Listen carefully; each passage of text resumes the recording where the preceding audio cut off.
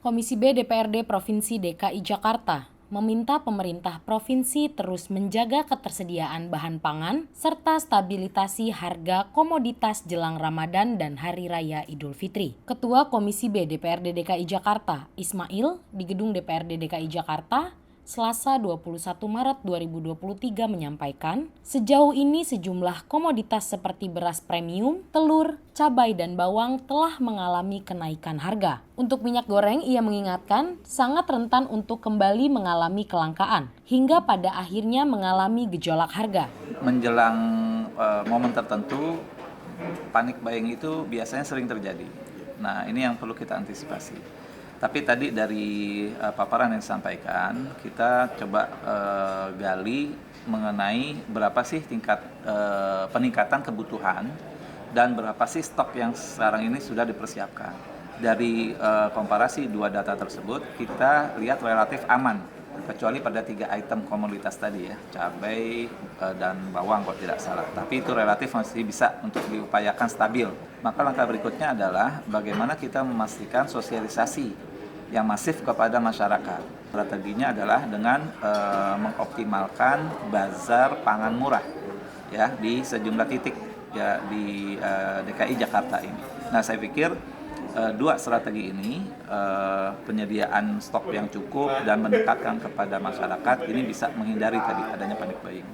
Sementara itu, anggota Komisi B DPRD DKI Jakarta, Hasan Basri Umar menambahkan, pemerintah harus menyadari bahwa inflasi di Jakarta sangat mempengaruhi inflasi nasional. Karena itu, pemerintah DKI dan pemerintah pusat sama-sama berupaya menjaga stabilitas harga pangan di DKI. Saya sengaja tadi ke pasar dan ternyata rata-ratanya naik.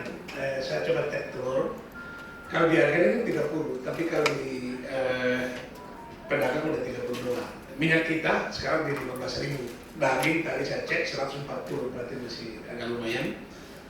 Terus beras rata-rata naiknya 500 dan 1.000. Terus bawang merah, bawang putih, dan cabai juga naik.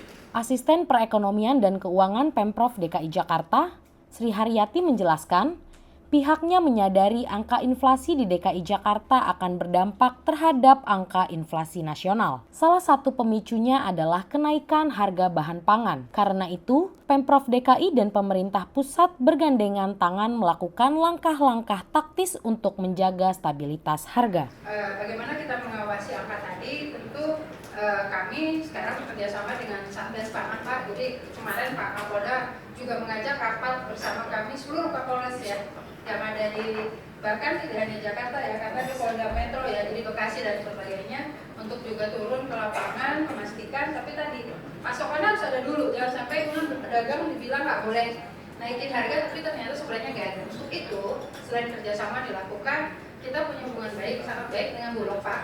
Jadi Pak PJ Gubernur langsung berkomunikasi dengan Pak Dirut Bulog, Pak Buas, untuk terus melakukan monitoring dan juga memastikan pasokan. Kepala Dinas Ketahanan Pangan, Kelautan, dan Pertanian DKI Jakarta, Suharini Eliawati menjelaskan, untuk mencegah inflasi akibat kenaikan harga komoditas pangan, pihaknya telah melakukan sejumlah langkah antisipasi sesuai arahan Presiden Joko Widodo.